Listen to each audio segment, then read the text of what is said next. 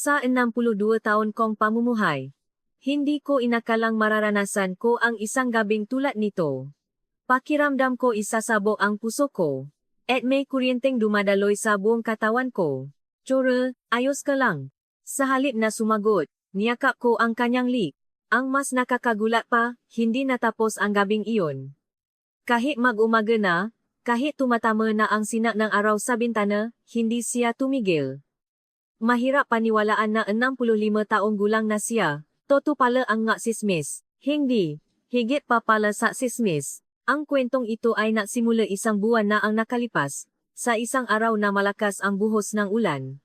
Bago magsimula ang kwento, paki-like at subscribe naman po. Isang hapon iyon kung kailan napakalakas en ulan en taglagas. Ako si Corazon Reyes, 62 taong gulang, at may-ari ng isang maliit na karinderya sa isang residential area sa labas ng Maynila. Kay Chora ang pangalan ng pwesto. Isang maliit na negosyong sinimulan ko 5 taon na ang nakalipas matapos pumanaw ang aking asawa. Hindi naman ito kalakihan, sapat lang para magluto at magbenta ilang ulam na paborito meha matatanda sa aming lugar. Nang araw na iyon, alas 5 pa lang nang ay gising na ako para magiwa ng sangkap para sa sinigang, magisa ng munggo, at makrito ng tuyo. Naging parte na aking araw-araw na ritual ang maglagay ng isang basong tubig sa harap ng litrato aking yumaong asawa at bumulong. Mahal, magbubukas na ulit ako ang tindahan. 5 taon na ang lumipas pero hindi pa rin nagbabago ang ugali kong iyon. Hapukes kumi pintong nakhanti aya. Napabuntong hininga ako habang inaayos ang ma-display. May tulo mula sa dulo ngero ngang bubong.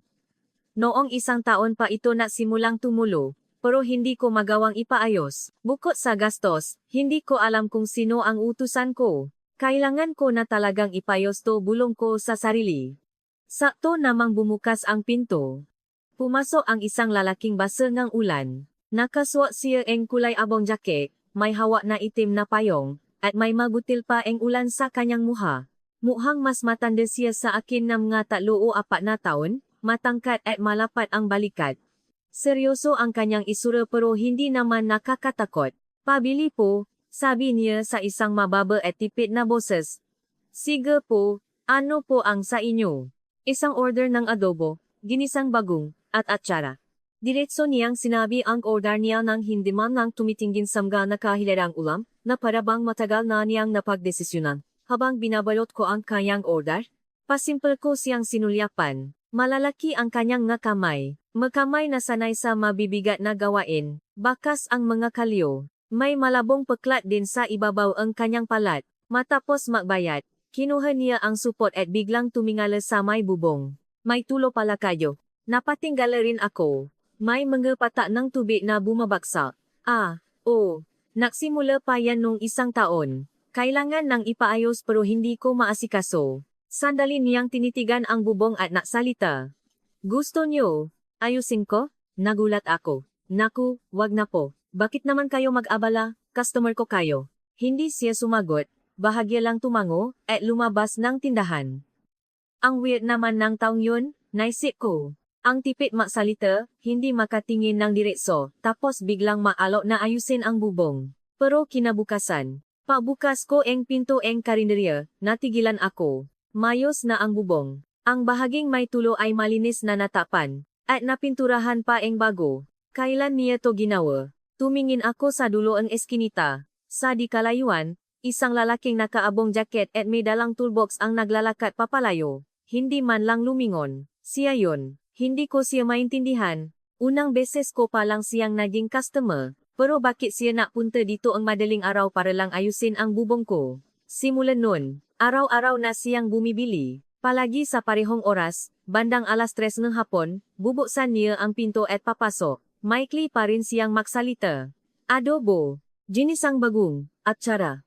Pareho pa rin ang order, na parang isang recording. Naging mausisa ako. Araw-araw po kayo bumibili, Masarap po ba ang luto ko? Masarap. Hanggang doon lang. Hindi ngumingiti, hindi na nagdaradak ng sasabihin, at alis agad pagkatapos magbayad. Makalipas ang 1 linggo, may kakaiba na namang nangyari. Ang isang baitang sa hagdanan sa harap ng tindahan ko ay umuga, pero isang umaga, maayos na ito. Ang pundidong bumili ay napalitan na ng bago, At ang patungan ning paso ay bago na rin.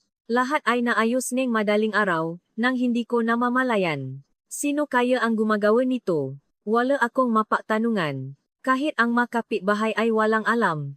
Isang gabi, sa ikalawang linggo na overtime ako sa pag-ayos ng tindahan. Nag-iimbentaryo ako at naghahanda ng mga sangka para bukas, kaya inabot na ako ng alas 9. Nang isara ko ang tindahan at lumabas, madilim ang eskinita. Pundido ang isang poste ng ilaw. Bigla, may lumitaw mula sa dilim. Ihahati na kita. Ang lalaking iyon. Hindi ko alam kung saan siya galing. Boses niya lang ang una kong narinig. Naku, okay lang po, taga rito lang naman ako sa barangay. Madilim, sabi lang niya, at tumayo sa tabi ko. Nataranta ako at sinabing okay lang, pero nasimula na siyang maglakad. Wala akong nagawa kundi sumabay. Nakakailang nakatahimikan ang namayani. Tinamaan ngang ilaw mula sa poste ang kanyang mukha. Mas malalim ang mga kulubot niya kaysa sa inakala ko. Sa gilid ng kanyang bibig, mata, at noo, malinaw ang bakas ng panahon. Pero kakaiba, hindi ito makulubot dahil sa edad, kundi parang maguhit ng isang taong matagal nang nagtitiis. Pagdating namin sa harap ng bahay ko, naksalita siya. Pumasok ka na. Salamat. Pero, hindi ko pa pala alam ang pangalan mo. Natigilan siya sandali. Tapos, sa mababang boses, sinabi niya, Mateo. Ako naman si Corazon. Cora na lang. Alam ko. Yun lang ang sinabi niya at tumaliko na. Matagal kong tinitigan ang liko niya habang papalayo. Alam niya. Paano niya nalaman ang pangalan ko? Ilang araw ang lumipas. Maaga akong pumunta sa tindahan. May maagang delivery daw ng masangkap. Pero sa kantong ng eskinita, nakita ko si Mateo. May kausap siya sa telepono. Hindi. Huwa ka nang tatawa ulit. Mababa at desidido ang boses niya. Seryoso ang kanyang mukha. Pakababa ng tawag, napabuntong hininga siya at sandaling tumingala sa langit. Sa dilim ng madaling araw, mukha siyang sobrang lungkot. Natago ako at pinanot siya. Pakiramdam ko, hindi ako dapat makita. Sino kaya ang kausap niya? Gusto kong malaman, pero hindi ko magawang matanong. Pagkatapos noon, patuloy pa ring pumupunta si Mateo. Tahimik pa rin. Parehong ulam pa rin ang binibili. At seryoso pa rin. Pero unti-unti, nagsimula kong hintayin ang pagdating niya. Pasapit ng alas 3, napapatingin ako sa salamin. Inaayos ang pagkakatali ng apron ko. Ano ba tong nangyayari sa akin? Sa 62 taon ng buhay ko, ngayon ko lang naramdaman ito. Kahit noong nabubuhay pa ang asawa ko, wala namang ganitong kilik. Comfortable lang kami, pero hindi ganito kabilis ang tibok ng puso ko. Hanggang isang gabi, may nangyari. Habang binubuhat ko ang isang malaking palayok ng ulam sa harap ng tindahan, nawalan ako ng balansa. Nang hihina ang bawang ko at muntik na ako matumba. Sa sandaling iyon, may humawa sa bawang ko. Si Mateo. Ang kamay niya ay nakahawa sa bawang ko. Malaki, magaspang, at mainit. Natigilan ako sa gulat. Pakiramdam ko, huminto ang pagtibok ng puso ko. Ayos ka lang? Tanong ni Mateo. Ang lapit na mukha niya. Abot ko ang kanyang hininga. Nanginginig kong sagot. Inalis ni Mateo ang kanyang kamay at siya na ang bumuhat ng palayok. Tulala ko siyang pinanot. Ang malaki at makalyong kamay na iyon mahirap paniwalaan na kakahawa lang nito sa bewang ko. Nang gabing iyon, hindi ako makatulog. Sa tuwing ipipikit ko ang aking mga mata, naalala ko ang kamay niya. Ang pakiramdam ng pagdampi nito sa bewang ko ay nananatili. Sa edad kong ito, pinigilan ko ang sarili ko. Nakakahiya. Cora, umayos ka. Pero walang epekto. Ang puso ko ay hindi na nakikinig sa akin. Makalipas ang ilang araw, tinawag ako ni Aling Marites. Cora, alam mo ba ang sikreto ng lalaking yan? Halika maupo ka. Medyo shocking to. Si Aling Marites ang 68 anyos na may-ari ng laundry shop sa kabilang kanto. Mas matanda sa akin ng 6 na taon, prangka magsalita pero mabuti ang kaloban. May karanasan na rin siya sa pang-asawa muli at maraming alam sa buhay. Sumunod ako sa kanya sa likod ng kanyang shop. Isinara niya ang pinto at nagsalik, makape ka. Mahaba-habang usapan to. Kinabahan ako. Ano kayang kwento ang meron kay Mateo? Pagkasara ni Aling Marites ng pinto sa likod ng laundry shop, kumalat ang amoy ng 3-in-1 na kape sa maliit na espasyo. Natimpla siya ng 2 tasa, itinula ang isa sa harap ko, at tinuro ang isang lumang silya na may seryosong tingin, iba sa karaniwan. Umupo ako. Humigop si Aling Marites sa kanyang kape at biglang nagsalita. Yung si Mateo, yung kontraktor, alam mo ba kung bakit mag-isa na lang siya sa buhay? Umiling ako. Ibinaba ni Aling Marites ang kanyang boses at inilapit ang mukha. Hiwalay silang asawa niya. 20 years na. Pero yung dahilan, medyo iba. Nagbitin siya sa era. Binitawan ko ang tasa ko at naghintay. Tumakas daw ang asawa niya. Dahil gabi-gabi raw siyang pinapagod. Hindi ako makapaniwala sa narinig ko. Nanlaki ang mata ni Aling Marites at ngumiti ng makahulugan. Ewan ko ba kung anong ibig sabihin ng pinapagod gabi-gabi. Naginit ang mukha ko. Pinaglaruan ko na lang ang tasa at hindi ako makapagsalita. Gabi-gabi raw, hindi lang isa, kundi maraming beses. Hindi na kinayaan ng asawa. Itinaas ni Aling Marites ang kanyang daliri na parang nabibilang. Nanuyo ang lalamunan ko pero hindi ko magawang uminom. Kapag sobrang lakas ng lalaki, nahihirapan ang babae. Kahit gaano pa kasarap, bumibigay ang katawan. Umiling-iling si Aling Marites. Kumalabo ang puso ko at napayuko na lang ako. Pero alam mo, ibinaba pa niya ang kanyang boses na parang may ibinubulong na sikreto. Dahil nakapaasawa na rin ako ulit, alam ko na problema rin kapag sobrang hinang na lalaki. Yung hindi pa nagsisimula, tapos na, o yung nabibitin sa gitna. Mas nakakadismaya, yung, nakatungo pa rin ako. Hinawakan ni Aling Marites ang kamay ko at seryosong nagsalita. Pero ang kabaliktaran, para sa babaeng kayang tumanggap, biyaya yon. Isang malaking biyaya. Ate Maritz, ano bang sinasabi mo? Hoy, akala mo ba wala akong mata? May gusto sa'yo yung tao. Parang hihimatain ako. Nanginginig kong ibinaba ang tasa. Araw-araw. Parehong oras. Parehong order. Inayos ang bubong mo. Ang hagdan. Pati bumbilya. Ano sa tingin mo ang lahat ng yon? Mabait lang siguro. Sa size de Cedro Town mo, may nakita ka na bang ganyang kabaitan na walang dahilan? Hindi ako nakasagot. Tinapik ni Aling Marites ang balikat ko at napabuntong hininga. Ang patay, nasa kabilang buhay na. Ang buhay, kailangang mabuhay.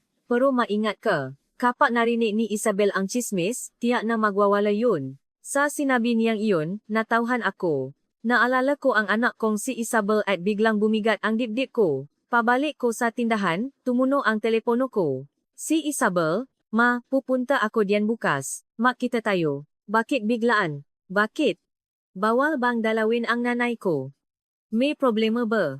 Iba ang tono ni Isabel. Parang may gusto siyang alamin. Kinabahan ako. Narinig na kaya niya ang sismis? Wala namang problema. Sige. Punta ka bukas. Pagkababa ng telepono, hindi nawala ang kabel ko, pero binuksan ko pa rin ang tindahan. Nang gabing iyon, habang nagsasara at naglilikpit, may kumatok sa pinto. Si Mateo, iba sa dati, madilim ang kanyang mukha. Kumabo ang puso ko habang pinapapasok ko siya.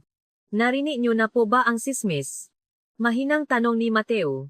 Umiwas ako ang tingin at hindi sumagot. Alam ko kung gaano kabilis kumalat ang sismis dito. Kaya hindi na po ako pupunta. Sa mga salitang iyon, parang gumuho ang mundo ko. Bigla na lang lumabas sa bibig ko. Bakit? Ayokong makasama sa inyo. May anak kayo. Ayokong mapintasan kayo dahil sa akin. Yumuko si Mateo, at halatang baksa ang kanyang mabalikat. Habang tinitinan ko siya, parang pinipiga ang puso ko. Naalala ko ang sinabi ni Aling Marites, ang patay, nasa kabilang buhay na. Ang buhay, kailangang mabuhay. Hinawakan ko ang kamay ni Mateo. Magaspang, makalyo. Ramdam ko ang mataon ng pagtatrabaho. Nagulat siya at napatingin sa akin. Nangingilit ang luha ko nang maksalita ako. Huwag kang umalis. Nabago ang tingin sa mata ni Mateo. Hindi ko binitawan ang kamay niya at napatuloy ako. Sa 62 taon kong nabubuhay, ngayon lang may gumawa nito para sa akin. Nabasa ang boses ko. Tuloy-tuloy na ang agos ng luha ko. Kahit ang asawa ko, hindi ganito. Hindi niya inayos ang bubong, hindi niya inayos ang hagdan. Walang imik na hinawakan din ni Mateo ang kamay ko. Mainit at may lakas. Huwag ka nang umiyak. Bakit hindi? Napapasalamat ako. Sobrang salamat.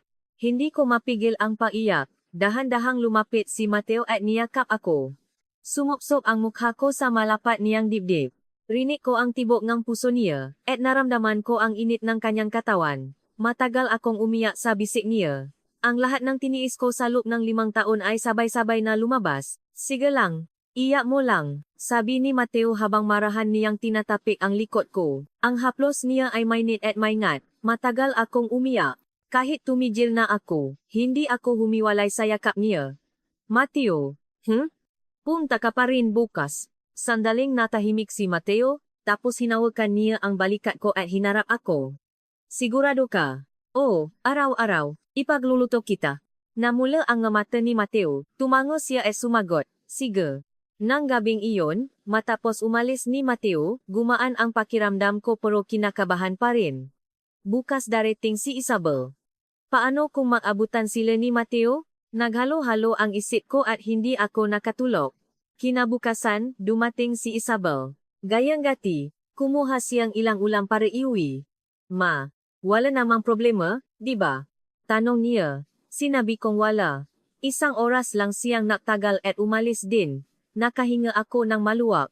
Pero pagkatapos nun, hindi na napakita si Mateo. Lumipas ang 1 araw, 2, 3. Hindi siya dumating.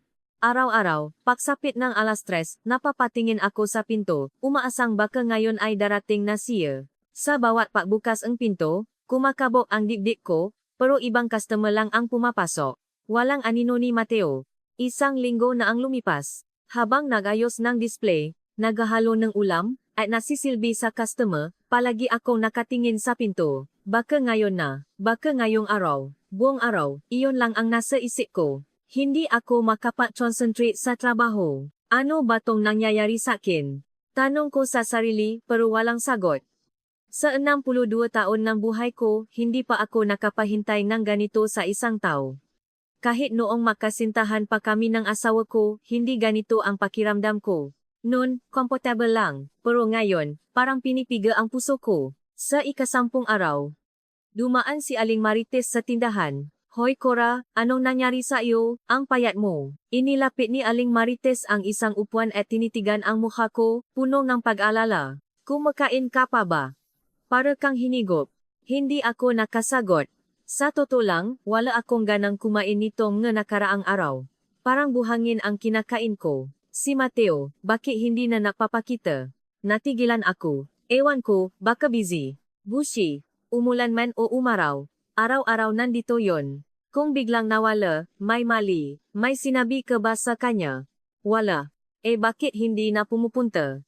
Sasabihin ko sanang hindi ko alam, pero napahinto ako. Alam ko ang dahilan. Naalala ko ang sinabi niya. Ayaw kong makasama sa inyo, kaya hindi na po ako pupunta. Tinupad niya talaga. Biglang pumitsik si Aling Maritze. Ay. Sandali. Nakita ko siya kagabi. Dumagundong ang puso ko. Tumingin ako sa kanya. Saan? Dito sa eskinita. Kagabi, galing ako sa delivery, late na akong umuwi. Nakatayo siya sa dulo ang eskinita, nakatingin sa tindahan mo. Parang huminto ang pahinga ko. Hindi niya alam na nakita ko siya. Siyempre hindi. Sa tingin mo ba tatayo siya doon kung alam niyang makikita ko siya? Nagtatago. Nablan ko ang isip ko. Nasimulang tumibo ng mabilis ang puso ko. Gabi-gabi, sa dulo eskinita, binabantayan ni Mateo ang tindahan ko. At hindi lang kakabi yun, dakdak ni Aling Marites. Ngayon ko lang naalala. Nakita ko na rin siya noong nakaraang linggo. Akala ko, taga dito lang na naglalakad. Pero kagabi, napansin ko, parehong tao. Mukhang gabi-gabi siyang nandito. Nanikip ang dibdib ko. Hinihintay ka niyang makauwi. Kapapatay na ang ilaw ng tindahan. Saka lang siya umaalis. Bakit? Abay ewan ko. Dahil naalala siya, ano pa ba? Tinapi ako ni Aling Marites sa balikat. Seryoso yang taong yan sa iyo. Pero ayaw ka niyang maistobo kaya sa malayo lang siya. Hoy, huwag kang tatanga-tanga diyan. Ikaw na ang gumawa ng paraan. Kung maghihintay ka lang, tatanda kang dalaga ulit. Pagkaalis ni Aling Marites matagal akong nakaupo. Hindi maalis sa isip ko na gabi-gabi. Pumupunta si Mateo sa eskinita. Hindi nakpapakita, hindi naksasalita, nanonood lang mula sa malayo. Nanikip ang puso ko. Bakit niya ginagawa yon? Dahil nag-aalala siya sa akin. Nangingilit ang luha ko. Nang gabing iyon, maaga kong isinara ang tindahan. 2 oras na mas maaga kaysa karaniwan. Sa halip na umuwi, sa ibang direksyon ako naglakad.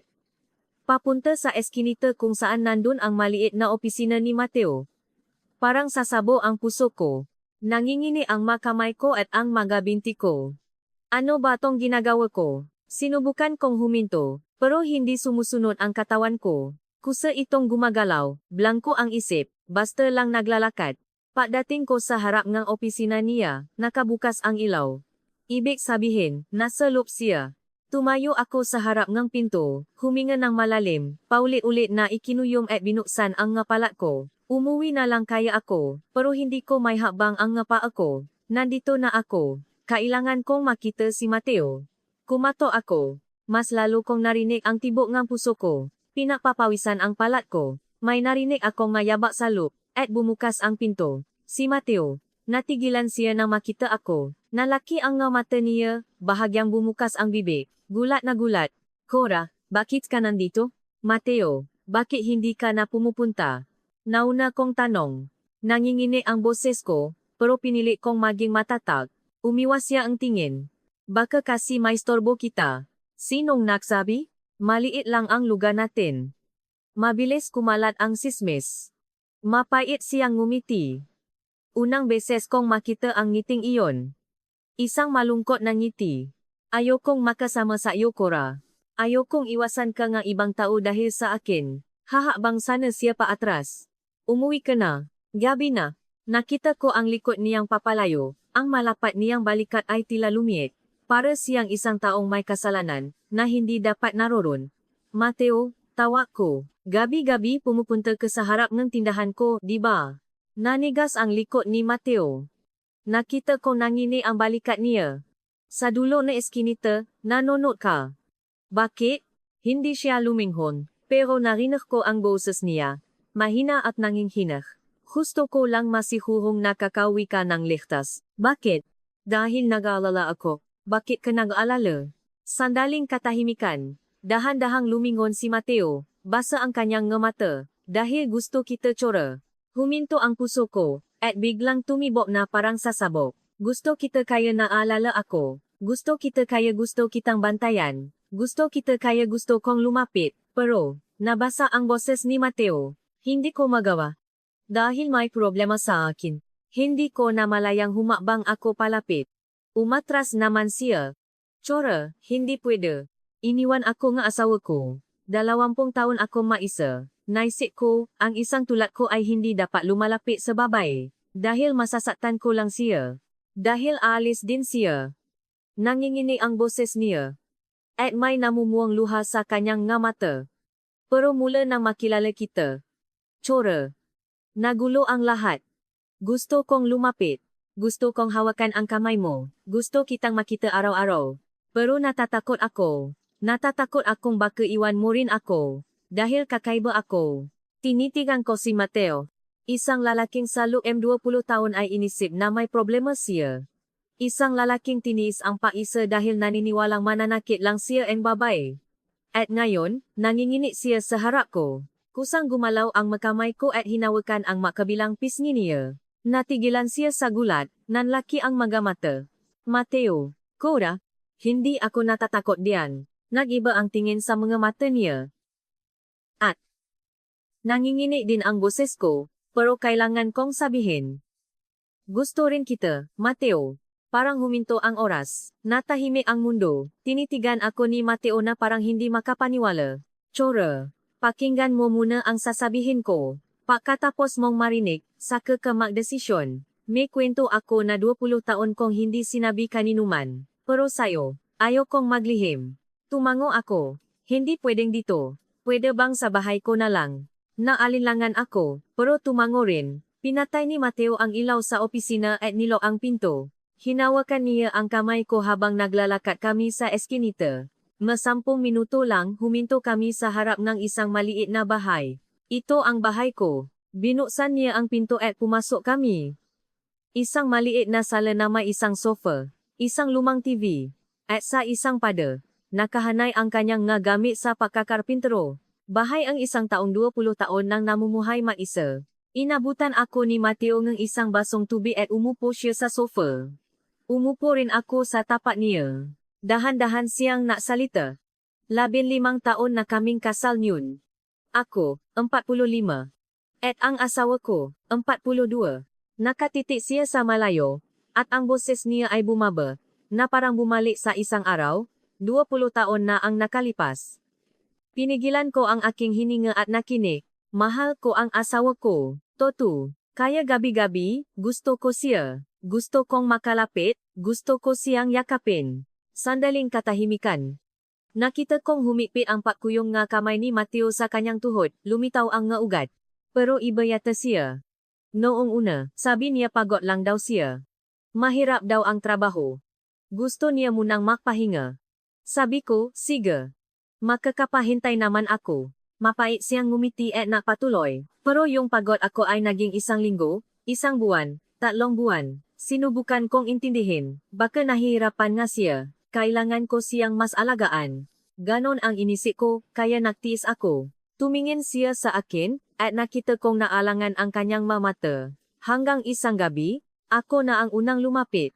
Matagal na rin naman, kaya baka okay na. Pero, nabasa ang boses ni Mateo. Tinulak niya ako, bakit ba ganyan ka? Hindi ka ba makapaghintay kahit 1 araw? Hayok ka ba? Ganon ang sinabi niya. Nanlami ako. Wala akong masabi. Nakinig lang ako sa nanginginig na boses ni Mateo. Wala akong masabi, tulala lang ako. Hayop daw ako. Dahil mahal ko ang asawa ko at gusto kong lumapit sa kanya, hayop na ako. Yun lang ang paulit-ulit sa isip ko. Yumuko si Mateo, baksa ang magabalikat. Mula noon, natiis ako. Pero may hangganan pala. Kapag sobrang tagal mong natitiis, mababaliw ka. Huminto siya sandali at hirap na napatuloy. Isang gabi, hindi ko namalayan, lumapit ako sa kanya. Gusto ko lang siyang yakapin. Yun lang. Pero sumigaw siya. May pumata na luha mula sa mata ni Mateo. Hindi ka normal. Ilang beses ba dapat para makontento ka? Papatayin mo ba ako? Nang marinig ko yon, natigilan ako. Tinabunan ni Mateo ang kanyang muhang nga kamay. Nang gabing iyon, nag-impak siya. Umalis ng madaling araw at hindi na bumalik, pinadalhan na lang niya ako ng divorce papers. Nangingini ang magabalikat niya. Ang sugat na 20 taon niyang kinimkim ay bumubukas na. Mula nun, inisip ko, ako ang may problema. Hindi ako normal. Ang ibang lalaki, hindi naman ganito. Ako lang. Kaya sa loob ng 20 taon, hindi ako lumapit sa babae. Dahil kapag lumapit ako, mangyayari ulit. Mapapagod ko ulit siya. Aalis ulit siya. Inangat ni Mateo ang kanyang muha, basa ang nga mata. Cora, ganito akong tao. Okay lang ba sa'yo? Tinitigan ko siya. 1 taong 20 taon nang iniisip na hindi siya normal. 1 taong tinawa na hayop ng sariling asawa at maisang tiniis ang sugat. 1 taong ikinulong ang sarili sa paniniwalang mananakit lang siyang babae. At ngayon, nanginginig siya sa harap ko. Hindi ko namalayang tumulo ang luha ko. Mateo, hindi yan problema. Nanlaki ang nga mata niya. Hindi ka lang niya kayang tanggapin. Hindi ikaw ang kakaiba. Hindi lang kayo para sa isa't isa. Tumayo ako mula sa sofa at lumapit kay Mateo. Tumingala siya sa akin na may basang nga mata.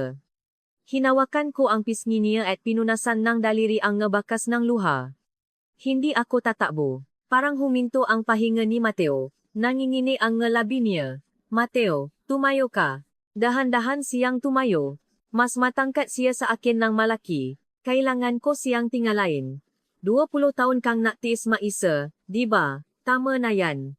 Ako ang unang yumakap sa leg niya. Natigilan si Mateo, nanigas ang katawan. Siguro, 20 taon na ring walang yumakap sa kanya ng ganito. Ibinulong ko sa tenga niya. Okay lang. Hindi ako alis, Mateo. Sa masalitang iyon, bumigay si Mateo. Ang nga braso niya ay yumakap sa bewang ko. Noong una, maingat, pero unti-unting humigpit, inilapit ako sa kanya. Naramdaman ko ang panginginig ng mga balikat niya. Umiyak siya ng walang tunog. Umiyak din ako. Sa paisip kung gaano kalungkot ang taong ito sa loob ng 20 taon, parang gumuho ang puso ko. Matagal kaming makayakap. Nang humiwalay siya, tiningnan niya ako. Namumula ang mga mata niya. May bakas panguha sa pisngi. Chora, sigurado ka bang okay lang? Tumango ako. Hinawakan ni Mateo ang mukha ko. Nanginginig ang magaspang at malaki niyang kamay. Pwede ba kitang halikan? Huminto ang puso ko at biglang tumibo ng napakabilis. Bilang sagot, ipinikit ko ang aking mga mata. Dumampi ang labi ni Mateo sa labi ko. Noong una, magaan lang. Na parang nag-ingat na baka mabasa ako. Malambot at mainit. 5 taon na mula nang maramdaman ko ang labi ng iba. Ang pakiramdam na matagal ko nang kinalimutan ay bumabalot na naman sa buong katawan ko. Humiwalay siya sandali at lumapit ulit. Sa pagkakataong ito, iba na. Mula sa pagiging malambot, lumalim ito. May diin na sa kanyang malabi. At ang makamay niya sa bawang ko ay mas humigpit. Kinapos ako ng hininga. Nablan ko ang isip ko. Huminto ang pag-isip. Pakiramdam na lang ang natira. Nang humiwalay si Mateo, mabigat ang kanyang pahinga. Cora, kailangan kong tumigil. Kundi, hindi na ako makakapagpigil. Madilim ang mata niya, puno ng pagnanasa, pero may halong takot. Takot na baka masaktan niya ako, na baka iwan ko siya. Hinawakan ko ang kamay ni Mateo at inilagay sa pisngi ko. Hindi mo kailangang tumigil. Cora, oh, hindi ako magsisisi. Pero, matagal ako, narinig mo naman ang tsismis. Tinitigan ko siya ng diretso sa mata. Alam ko, tama na ang tanong. Gawin mo na. Natigilan si Mateo, at biglang ngumiti. Isang ngiting may halong kaba, pananabi, at pag-asa. Unang beses kong makita. Hinawakan niya ang kamay ko at dinala ako sa isang kwarto. Pagbukas na pinto, isang maliit na kama, isang maliit na mesa, at isang lamsyada lang ang nandun. Ang espasyo kung saan namuhay maisa si Mateo. Sumara ang pinto. Sa dilim, hinawakan ng kamay ni Mateo ang muha ko. Hinalikan niya ang noo ko, pababa sa pisngi, sa dulo nga ilong, sa baba. Dahan-dahan, parang may kuryenteng dumaloy sa buong katawan ko at kinapos ako ng hininga. Cora, huwag kang kabahan. Dahan-dahan lang tayo. Ang kamay niya ay humaplos sa balikat ko. Naramdaman ko ang panginginig. Kinakabahan din pala siya, dahil 20 taon na ang lumipas. Nanginginig ka rin. Oh, sobra. Ako rin. Pareho kaming natawa. Sa dilim, ang tuno ang aming tawanan ay nakabawas sa kaba. Pinaupo ako ni Mateo sa kama at umupo siya sa tabi ko. Kinuha niya ang kamay ko at hinalikan ang likod nito. Salamat, Cora. Salamat sa pagpunta. Salamat sa pagtanggap sa akin. Nanginit ang mamata ko, nanikip ang lalamunan. Ako dapat ang magpasalamat. Dahan-dahang inilapit ni Mateo ang katawan niya, at nasimula ulit ang halik. Sa pagkakataong ito, hindi na siya tumigil. Ang kamay niya ay yumakap sa bawang ko, humaplos sa likod, pababa ng pababa. Nainit ang buong katawan ko, at kinapos ako nga hininga. Lumalim ang gabi, at doon ko nalaman. Toto pala ang sismis. Hindi, higit pa sa sismis. Dahan-dahang gumalaw ang magkamay ni Mateo sa katawan ko. Magaspang pero malambot ang haplos nito sa aking balikat, yumakap sa bewang. At bumaba. Maingat, na parang baka ako mabasak, pero kasabay nito, ang matinding pagnanasa sa bawat pagdampi. Noong una, maingat siya. Dahan-dahan, napakadahan-dahan siyang lumapit, tinitingnan ang reaksyon ko. Paulit-ulit na humihinto para siguraduhin komportable ako. Naramdaman ko ang panginginig sa dulo ng kanyang nga daliri. Ang panginginig na nagsasabing gaano kahirap at nakakatakot ang muling paglapit sa isang tao pagkatapos ng 20 taon. Kinakabahan din ako. Matapos pumanaw ang aking asawa, tuluyan ko nang kinalimutan ang ganitong pakiramdam, inakalang hindi ko na ito muling mararanasan.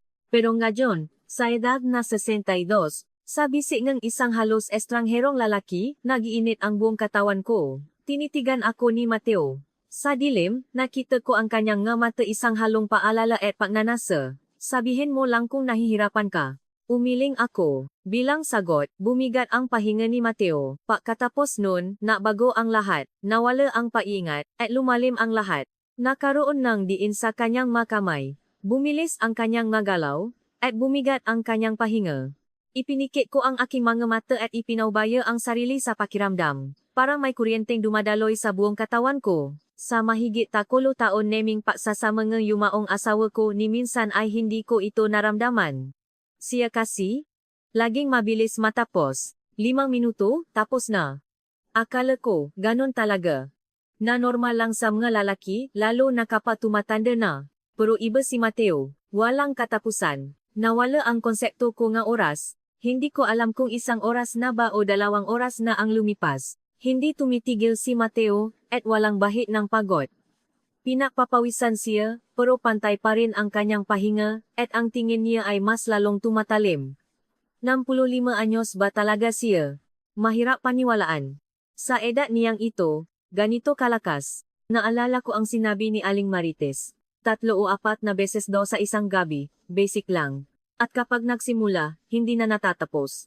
Akala ko nun, exaggerated lang. Ngayon buong katawan ko itong nararamdaman. Humihingal akong napakapit sa balikat ni Mateo. Sandali.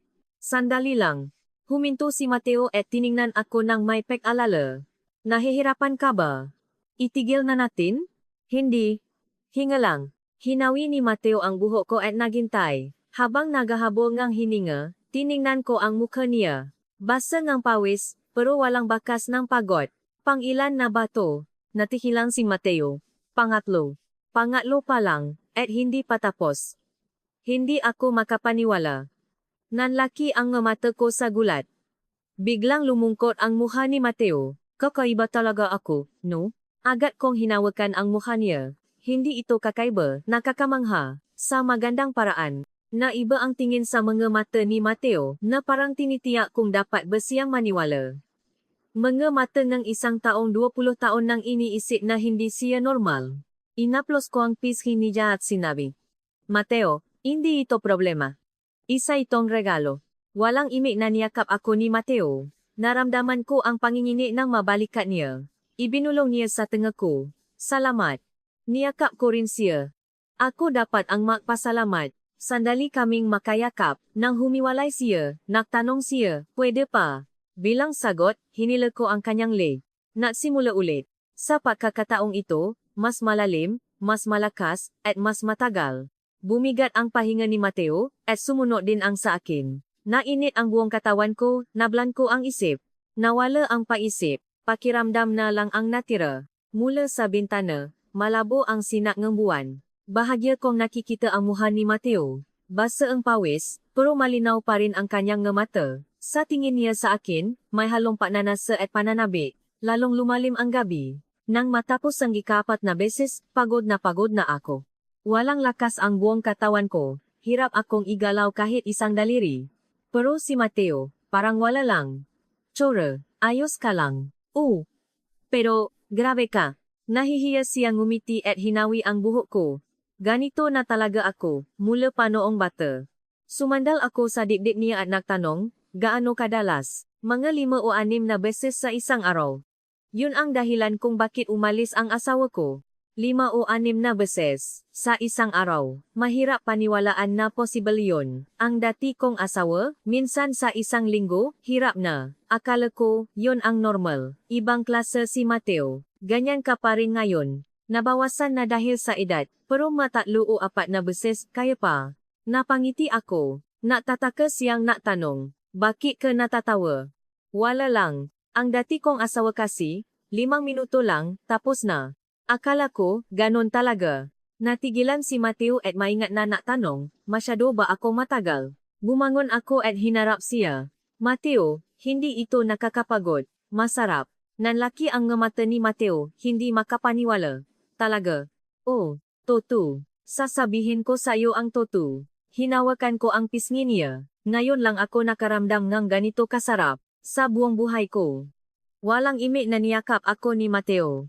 Mahigpit. Naramdaman ko ang pangingini ng balikat niya. Sa nanginginig na boses, ibinulong niya sa tenga ko, Cora, sigurado ka bang okay lang ako? Isang tanong na dala ang 20 taon ng takot. Hinaplos ko ang likod niya at ibinulong, okay ka lang, hindi ka kakaiba. Hindi ako alis. Pangako. Mas humigpit ang yakap ni Mateo. Mainit. At nagsimula ulit, hindi kami tumigil hanggang maumaga. Sumuko na akong bilangin kung pangilan na. Ipinakatiwala ko na lang ang katawan ko at naramdaman ang lahat. Nang pumasok ang sinak ng araw sa bintana, saka lang tumigil si Mateo. Lubos na akong pagod. Walang lakas, at mabigat ang talukap ng aking mata. Niyakap ako ni Mateo. Mainit ang basang dibdib niya. Cora, ayos ka lang. Oo, pero hindi ako makagalaw. Natawa si Mateo at hinaplos ang ulo ko. Pasensya na. Sobra yata ako. Hindi. Masarap. Totu. Mas humigpit ang yakap niya. Salamat sa pagpunta. Salamat sa pagtanggap sa akin. Salamat sa hindi pagsasabing kakaiba ako. Nainit ang mga mata ko, nanikip ang lalamunan. Ako dapat ang magpasalamat dahil sa iyo, pakiramdam ko, nabuhay ako ulit. Hinawi ni Mateo ang buhok ko. Salamat. Ngumiti ako at sumiksik sa bisik niya. Napuno ngiliwanag ang kwarto. Ipinikit ko ang nga mata ko habang yakap niya ako. Sobrang pagod. Buong gabi kaming walang tulog. Tulog ka na. Dito lang ako. Ang sarap pakinggan. Bago ako tuluyang makatulog, narinig ko ang boses ni Mateo. Chora, mahal kita. Unang beses kong marinig. Ang unang pag-aming ng pag-ibig mula sa bibig ni Mateo. Nakapikit, sumagot ako. Mahal din kita. Pagmulat ko, isang hindi pamilyar na kisama ang nakita ko. Pumapasok ang sinak ng araw mula sa bintana, at ang alikabo ay kumikinang sa liwanag. Mabigat ang katawan ko, hirap igalaw kahit isang daliri. Nasaan ako? Tulala kong tiningnan ang kisama, hanggang sa may naramdaman akong init sa tabi ko. Paglingon ko, natutulog si Mateo. Payapa ang mukha niya, at sagit ng malalalim na kulubot, may bakas ng kapayapaan. Mahirap paniwalaan na ang taong ito na 20 taon, nang natutulog mag-isa ay katabi ko na ngayon. Dahan-dahan akong bumangon, nanlalambot ang buong katawan ko. Masakit ang buwang, walang lakas ang mabinti. Ang bakas ng nakdaang gabi ay nasa buong katawan ko. Totoo nga pala, dun naksingin. Ito ang pinakamahabang gabi sa 62 taon grang buhay ko. Ang bagay na hindi ko naranasan sa 30 taong pagsasama namin ng dati kong asawa, naranasan ko lahat kagabi. Nagising si Mateo. Gising ka na. Paus ang boses niya. At napapikit dahil sa liwanag. Tumango ako. Bumangon si Mateo at tinitigan ang mukha ko. Pagod na pagod ka. No, sobra yata ako kagabi. Okay lang. Medyo masakit lang ang katawan. Hinaplos ni Mateo ang bawang ko na may mukhang nagsisisi. Mainit ang haplos niya. Ipakahanda kita na almusal. Huwag ka nang humalaw diyan. Tumayo si Mateo mula sa kama. Tiningnan ko ang likod niya. Malapat na balikat matipunong likod. Mahirap paniwalaan na 65 na siya. Ngayon, alam ko na kung saan nanggagaling ang lakas niya kagabi. Maya-maya, may mga tunog na mula sa kusina. Tunog ng kaldero, ng kutsilyo sa sangkalan, ng pabukas ng kalan. Habang nakahiga, pinakinggan ko ang matunog na iyon, at hindi ko namalayang naiyak ako. Kailan pa kaya huling may nahanda ng almusal para sa akin? Kahit noong buhay pa ang asawa ko, ako palagi ang nagluluto. Gigising ngang, madaling araw, magsasanga, magluluto ng ulam. Akala ko, ganon talaga. Pero ngayon, isang halos estrangherong lalaki ang naghahanda ang almusal para sa akin. Ang mabangong amoy ay pumasok sa kwarto. Amoy ang sinangag at pritong itlog. Doon ko lang naramdaman na gutom na pala ako. Bala akong kinain kagabi. Binuksan ni Mateo ang pinto. Kaya mo bang tumayo? Dahan-dahan akong bumangon. Inalalayan ako ni Mateo.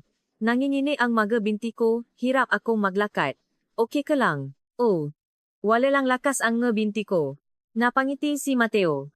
Inakbayan niya ako at dahan-dahang naglakad. Kasalanan ko, sorry. Okay lang? Sabi ko naman sa'yo. Masarap. Sa maliit na mesa, nakahanda ang almusal, sinangag, itlog, at kimchi. Simple pero ramdam ang pag-alaga. Umupo ako at umupo si Mateo sa tapat ko. Nang hawakan ko ang kutsara, nangingini ang kamay ko.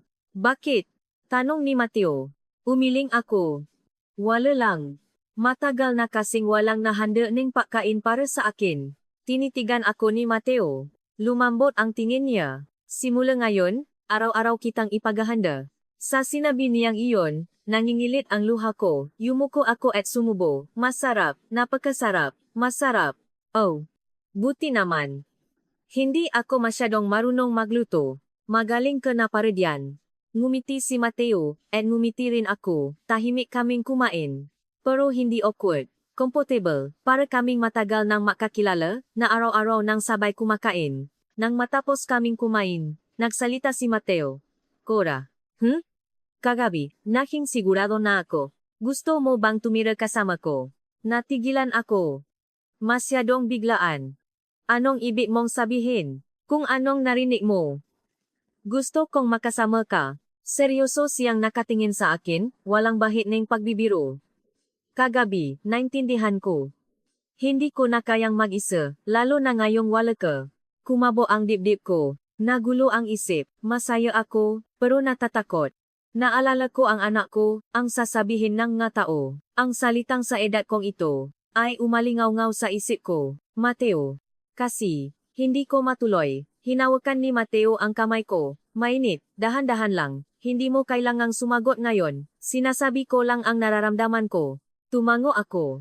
Binitawan niya ang kamay ko at ngumiti. Ako na ang mahuhugas. Mapahinga ka lang diyan. Tumayo si Mateo at nagsimulang maghugas. Nakaupo pa rin ako, tinitingnan ang likod niya. Tumira kasama ko. Paulit-ulit sa isip ko. Biglang tumunog ang telepono ko. Sa screen, nakita ko ang pangalan ni Isabel. Kumabo ang dibdib ko. Nanginginig kong sinagot. Ma, nasaan ka? Oh, Isabel. Ma, tinawagan kita kagabi, bakit hindi mo sinasagot? Wala ka sa bahay. Nablan ko ang isip ko. Anong sasabihin ko? Hindi ko pwedeng sabihin na sa opisina ni Mateo ako natulog. May, inasikaso lang ako. Anong inasikaso? Basta. Narinig ko ang buntong hininga ni Isabel sa kabilang linya. Ma, nasa tapat ako ang tindahan mo ngayon. Sarado, parang gumuho ang mundo ko. Ano, nandiyan ka? Ma, nasaan ka ba? Pupuntahan kita. Napatingin ako kay Mateo. Tumigil siya sa paghugas at nakatingin sa akin. Nag-alala. Isabel, ako na ang pupunta. Hintayin mo ako diyan. Saan ka ba galing? Basta hintayin mo ako. Ibinabal ko ang telepono. Nangingini ang kamay ko. Lumapit si Mateo, ang anak mo. Oh. Nasa tapat daw ng tindahan. Ihahatid na kita. Hindi na. Kaya ko na. Sumeryoso ang mukha ni Mateo. May sasabihin sana siya, pero pinigilan niya.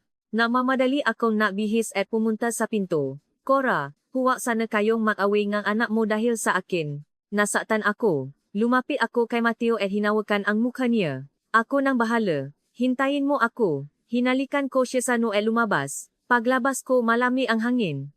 Huminga ako ng malalim at naglakad papunta sa tindahan. Nanginginig pa rin ang ngabinti ko. Mabigat ang katawan, pero hindi ako huminto. Sa harap ng tindahan, nandun si Isabel. Pagkakita sa akin, sumama ang mukha niya. Sinuri niya ako mula ulo hanggang paa. Suot ko pa rin ang damit ko kagabi, at magulo ang buhok ko. Ma, saan ka galing? Hindi ako nakasagot. Nanlamig ang tingin ni Isabel. Ma, huwag mong sabihin. Ang katahimikan ko ang sagot. Napabuntong hininga si Isabel at yumiling. Isang muhang puno ang dismaya at galit. Ma, ano ba to? 5 taon pa lang mula nang mamatay si Papa. Tapos may iba ka ng lalaki. Parang pinipigil ang puso ko. Pero inangat ko ang ulo ko. Isabel, pakinggan mo muna ako. Tinitigan ako ni Isabel. Hindi ko iniwas ang tingin ko. Pumasok tayo sa loop. May kailangan tayong pausapan. Binuksan ko ang pinto ng karinderya. At pumasok kami. Sumunod si Isabel. Pagkasarang ang pinto, bumalot ang mabigat na katahimikan. Binuksan ko ang ilaw at naglagay ng 2 silya na makaharap. Sinabihan ko si Isabel na maupo. Umupo siya, at umupo rin ako sa tapat niya. Malamig ang tingin ng anak ko, tikom ang bibig. Ramdam ko ang galit sa buong katawan niya. Sige ma, anong gusto mong sabihin? Matalas niyang tanong. Huminga ako ng malalim. Isabel, si Mateo ang kasama ko kagabi. Lalong sumama ang mukha ni Isabel. Puno ng dismaya ang mga mata niya. Alam ko, halata naman. Yung damit mo, yung buhok mo. Hindi ko sinusubukang itago. Gusto kong maging tapat sa iyo. Tapat? 5 taon pa lang mula nang mamatay si Papa? Tapos sasabihin mo sa akin kung anong ginawa niyo ibang lalaki buong gabi? Nasaktan ako. Pero hindi ako umiwas. Tinitigan ko siya ng diretso. Isabel, alam mo ba kung paano ako nabuhay sa loob ng 5 taon? Natahimik si Isabel. Araw-araw, alas 4 ang umaga, gising ako, magluluto, magbubukas ang tindahan, magtatrabaho hanggang gabi. Pag-uwi ko, walang tao. Maisang kakain, maisang manunod ng TV, maisang hihiga sa kama, tititik sa kisama, at isipin kung ganito na lang ba ulit bukas. Nanikip ang lalamunan ko, pinigilan ko ang luha. Kapag Pasko, sa inyo ako pumupunta. Nanyan ang mabiyenan mo, buong pamilya kayo. Nagtatawanan. Ako bisita lang doon? Pagkatapos kumain at magugas, wala na akong mapuntahan. Uwi ako sa bahay na walang tao, maisa ulit. Bahagyang nabago ang mukha ni Isabel, kinagat niya ang labi. 5 taon akong ganon, hindi ko masabing malungkot ako. Ayokong maging pabigat sa iyo. Laging sinasabi ni mama na okay lang siya, na kaya niyang maisa. Pero hindi ako okay. Tumulo ang luha ko. Hindi ko na napigilan. Nang makilala ko si Mateo, nabago ang lahat. Araw-araw siyang bumibili ng ulam. Tahimik na inaayos ang tindahan. Iniwanan ako ng payong kapa umulan. Walang hinihinging kapalit. Ngayon lang may gumawa sa akin ganon. Yumuko si Isabel. Hindi ko na makita ang mukha niya. Nakagusto ako sa kanya. Sa edad kong to, nakakahiya. Ganon din ang inisip ko. Pero wala akong magawa. Kinikili ako. Gusto ko siyang makita. Gusto ko siyang makasama.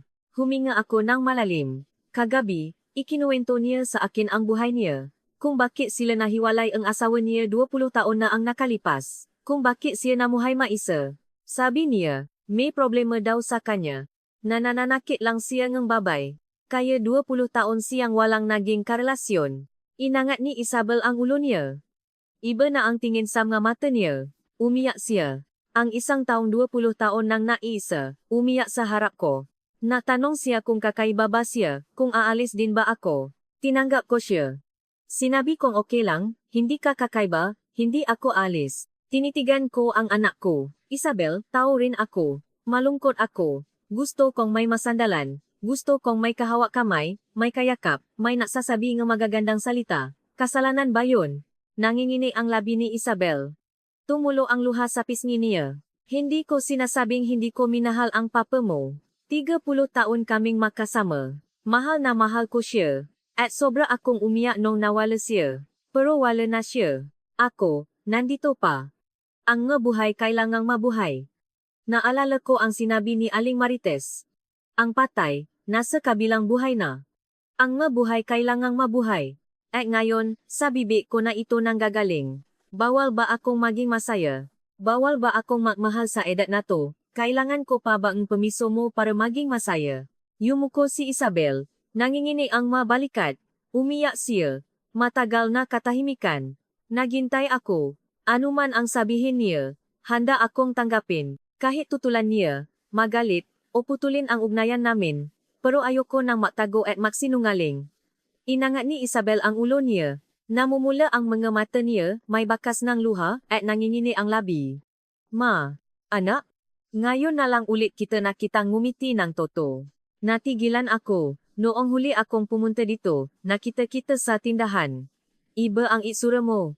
Noon hindi ko alam kung bakit, pinunasan ni Isabel ang luha. Mula nang mamatay si Papa, hindi na kita nakitang ngumiti. Kahit Pasko, pilit ang ngiti mo. Kahit sa telepono, walang sigla ang boses mo. Aaminin ko, abala ako kaya hindi kita laging nadadalaw, pero nag-aalala ako sa iyo. Kung paano ka nabubuhay maisa kung malungkot ka ba? Nabasak ang boses ni Isabel. Pero noong huli kitang makita, iba ka, kumikinang ang nga mata mo. Parang may hinihintay ka, nalaman kong dahil sa lalaking yon. Kaya lalo akong nagalit. Nagalit ako kasi. Kasi sa ibang lalaki ka na ngumingiti, hindi na kay Papa. Parang betrayal. Pero ngayon, habang pinapakinggan kita, naisip ko, ang selfish ko pala. Tinitigan ko lang siya. Ako, may pamilya ako. May asawa, may mga biyenan. Kapag Pasko, masaya kami. Pero ikaw, ma, wala. Maisa ka. Hinawakan ni Isabel ang kamay ko. Malamig pero mahigpit. Ma, sorry. Dapat mas madalas akong dumalaw. Dapat mas inalagaan kita. Hindi kita dapat iniwang mag-isa. Isabel, yung lalaking yon, mabait ba talaga sa iyo? Tumango ako. Mabait siya. Tahimik lang. Pero sa gawa niya pinapakita. Ipinagluto pa nga niya ako ng almusal. Napangiti si Isabel. Sa kabila ng luha, may ngiti. Ipinagluto ka nga almusal? Anong ulam? Sinangak at ilog. Marunong gipalang gimagluto. Siguro, 20 taon ba namang maisa? Napabuntong hininga si Isabel. Gusto mo talaga siya, ma, no? Ibang-iba ang mukha mo, para kang dalaga. Ano ka ba? Totu, kumikinang ang mga mata mo. Nahihiya akong yumuko. Hinawakan ulit ni Isabel ang kamay ko. Ma, karapatan mo ring maging masaya. Natigilan ako. Ang masalitang sa edad kong to, nakakahiya na 5 taon kong ikinulong sa sarili ko ay gumuho sa isang pangungusap mula sa anak ko. Bumuhos ang luha ko. Tumayo si Isabel at niyakap ako. Mainit ang yakap niya. Huwag ka nang umiyak ma, ako ang may kasalanan. Sorry, hindi anak, hindi mo kasalanan. Siguro kapag tumanda rin ako tulad mo, maintindihan ko kung ano ang lungkot, kung ano ang mangailangan ng kasama. Humiwalay si Isabel at tinitigan ako. Ipakilala mo siya sa akin. Gusto kong makita kung anong klaseng tao siya. Pinunasan ko ang luha ko at tumango. Sige, ipakikilala ko siya. Pero ma, ano? Hindi mo na kailangang sabihin kung anong ginawa niyo kagabi. Ayoko nang malaman. Napangiwi si Isabel. Natawa ako. Hindi mo naman tinanong, nahahalata ko ma, iba ang lakat mo. Natawa si Isabel, at natawa na rin ako. Gumaan ang pakiramdam. Matagal na kaming hindi natatawanan ng ganito. Tawagan mo siya. Papuntahin mo dito. Ngayon na. Oh, para makilala ko na. Nangingini kong kinuha ang telepono at tinawagan si Mateo. Hindi pa man nakakadalawang ring. Sinagot na niya. Chora, ayos ka lang. Puno ngang paalala ang boses niya. Halatang naghihintay. Oh, ayos lang. Mateo, punta ka dito sa tindahan. Diyan? Bakit? Gusto kang makilala ng anak ko. Narinig kong huminto ang pahinga niya sa kabilang linya. Pagkatapos ng ilang sandali, sumagot siya. Sige, papunta na ako. Pagkababa ko, tiningnan ko si Isabel. Hinawakan niya ang kamay ko. Gusto mo talaga siya? Ma, no. Oh. Kung ganon, okay na sa akin. Kung masaya ka, masaya na rin ako. Naya na naman ako. Luha ngang saya. Pagkalipas ng 10 minuto, bumukas ang pinto at pumasok si Mateo. Kinakabahan. Hindi alam kung saan ilalagay ang nga kamay. Tumayo si Isabel. Ako po si Isabel, anak ni Mama. Yumuko si Mateo. Mateo po, ikinagagala ko kayong makilala. Alagaan niyo po ang nanay ko. Inangat ni Mateo ang ulo at seryosong tiningnan si Isabel. Makakaasa po kayo. Tumango si Isabel at lumingon sa akin. Alis na ako ma. Babalik na lang ulit ako. Sige, anak, ingat ka. Bubuksan na sana ni Isabel ang pinto nang huminto siya. Lumingon siya at sinabi, maging masaya ka ma. Sumara ang pinto. Tumingin ako kay Mateo. Nakatingin din siya sa akin, basa ang nga mata. Naging maayos ba? Tumango ako at lumapit sa kanya. Niyakap ko siya, at niyakap din niya ako. Salamat, Cora. Para saan? Akala ko mag-away kayo ang anak mo dahil sa akin. Hindi. Nakaayos pa nga kami. Mas humakpit ang yakap ni Mateo. Mainit, Cora. Ngayon, pwede na ba talaga tayong masama? Inangat ko ang ulo ko at tiningnan siya. Sa mata niya, may halong paasa at takot. Takot na baka tanggihan ko ulit siya. Hinaplos ko ang pisngi niya. Oh, maksama na tayo. Tumulo ang luha mula sa mata ni Mateo. Ang luha ang isang taong, sa unang pagkakataon sa loob 20 taon, ay hindi na maisa. Isang taon na ang lumipas. Madaling araw naktaklamay, 5:00. Bago pa man tumuno ang alarm, gising na ako. May mainit na katawan sa tabi ko. Yakap ako ni Mateo habang natutulog. Isang taon na ang nakalipas, hindi ko ito akalain. Sinubukan kong dahan-dahang umalis, pero humihpit ang braso ni Mateo. Saan ka pupunta? Paos niyang tanong. Sa tindahan, bangon na. Mamaya na. Niyakap niya ang buwang ko at isinupsop ang muha sa liko. Ramdam ko ang mainit niyang hininga. Isang taon na, pero kinikili pa rin ako sa yakap niya. Mateo, kailangan na talaga. Signa, 5 minutes. Ang 5 minutes niya ay laging 30 minutes. Natawa ako at hinaplos ang buhok niya. Namulat siya at tumingin sa akin. Antok pa, pero puno ngang pagmamahal. Chora, ano? Ang ganda mo. Isang taon ko nang naririnig yan araw-araw.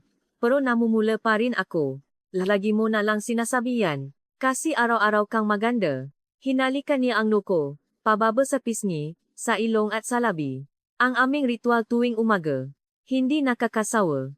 Bangon na talaga. Malungkot siyang bumangon, at sumunod ako. Noong unang pasok ko sa kwartong ito, maliit at malungkot. Ngayon, iba na. Nandito na ang mga damit ko, may kwadrontay na ako, at sa tabihan ni kama, nakatambak ang mga paborito kong libro. Naunang pumunta si Mateo sa kusina para mapakulong ng tubig. Habang naghihilamos, tiningnan ko ang sarili ko sa salamin. Mas masigla ang mukha ko. Anduan pa rin ang nakulubot, pero iba na ang kinangang mamata ko. Mga mata ng isang taong buhay. Kumain kami ng mabilis at lumabas. Malamig ang hangin. Hinawakan ni Mateo ang kamay ko. Mainit. Wala kang gloves. Nakalimutan ko. Inilagay niya ang kamay ko sa bulsa niya. Mainit sa loob. Isang taon na kaming ganito, makahawak kamay na naglalakat tuwing madaling araw papunta sa tindahan. Tahimik ang kalye. Ang ilaw lang mula sa maposte ang liwanag. Masarap maglakat ng kaming dalawa lang. Cora. Masaya ka ba? Bigla niyang tanong. Huminto ako at tiningnan siya. Sa dilim, seryoso ang mata niya. Bakit mo natanong? Wala lang. Minsan kasi, parang panaginip lang. Mapait siyang ngumiti. Sa likod ng ngiting iyon, may bakas pa rin ng 20 taon ng kalungkutan. 20 taon ko kasing nilakat ang daang ito ng mag-isa. Noon, parang mababali ako sa lungkot. Pero ngayon, kasama na kita. Kaya minsan, kailangan kong siguraduhin kung totoo ba to. Nanikip ang dibdib ko. Hinawakan ko ang pisngi niya. Totoo. Hindi ito panaginip. Kinuha niya ang kamay ko at hinalikan. Mainit ang labi niya sa malamig na hangin. Salamat Cora. Salamat sa pagdating sa buhay ko. Ako dapat ang mapasalamat. Dahil sa iyo, nabuhay ako ulit. Naglakad ulit kami. Pagdating sa tindahan, si Mateo ang nagbukas ang pinto. Ang pinto na dati umuga, ngayon ay maayos na. Lahat ng sira, inayos niya. Pumasok kami. At nagsimula na siyang buhatin ang ngasangkap. Dati, maisa ko itong ginagawa. Ngayon, dalawa na kami. Pagkatapos benta sa umaga, umupo kami sa hagdan sa labas. Ang hagdan na inayos niya, ang ganda ang panahon, sabi niya. Sumandal ako sa balikat niya, at niyakap niya ako. Mainit, Cora. Wala akong pinagsisisihan. Kahit sa 20 taon na nag-isa ako. Mahirap nun, pero dahil doon, nakilala kita. Siguro, hinihintay lang talaga kita. Naginit ang mga mata ko. Ako rin. 5 taon akong nahirapan, pero dahil doon, nakilala kita. Hinalikan niya ang ulo ko. Araw-araw tayong ganito. O naman. Araw-araw. Hanggang sa huli. Natawa kami. Biglang lumabas si Aling Marites mula sa laundry shop. Hoy, ang lalandi niyo pa rin. 1 taon na. Honeymoon pa rin. Ate naman, ang aga-aga. Kinindatan ni Aling Marites si Mateo. Hoy Mateo, alagaan mong mabuti si Cora ha? Yumuko si Mateo. Opo siyempre. Pati sa gabi, ate. Namula ako. Humalaha si Aling Marites. Bakit? Tayo-tayo lang naman. Sa isura nyo. Alam ko na. Mayos ang lahat. Namula rin si Mateo. Tinapi ako ni Aling Marites. Alam mo Cora, ang ganda mo ngayon. Ibang-iba ka kumpara nung 1 taon. Dahil sa lalaking to. Alagaan mo yan, ha? Bihira ang ganyang lalaki. Malakas na, masipa pa. Bumalik na si Aling Marites sa shop niya. Tiningnan ko si Mateo. Nahihiya siyang nakangiti. Narinig mo yon? Malakas ka daw. Ibinulong niya sa tenga ko, gusto mong makita mamayang gabi. Nainit ang mukha ko at tinulak siya. Ano ka ba, ang aga-aga? Biro lang. Pero parang hindi biro. Natawa siya, at natawa rin ako. Nang gabing iyon, pag-uwi namin, si Mateo ang nagluto. Sinangag, itlog at ang paborito kong kimchi. Parehong pagkain noong unang beses niya akong ipinagluto ng almusal. Sinadya mo to. Tumango siya. Anniversary natin ngayon, di ba? Unang gabi mong natulog dito. Naantay ako. Naalala mo? Siyempre, pinaka-importantang araw ng buhay ko yon. Niyakap ko siya. Mainit pa rin ang yakap niya. Mateo, mahal kita. Mas humipit ang yakap niya. Mahal din kita. Pagkatapos kumain, umupo kami sa sofa. Hinawakan niya ang kamay ko.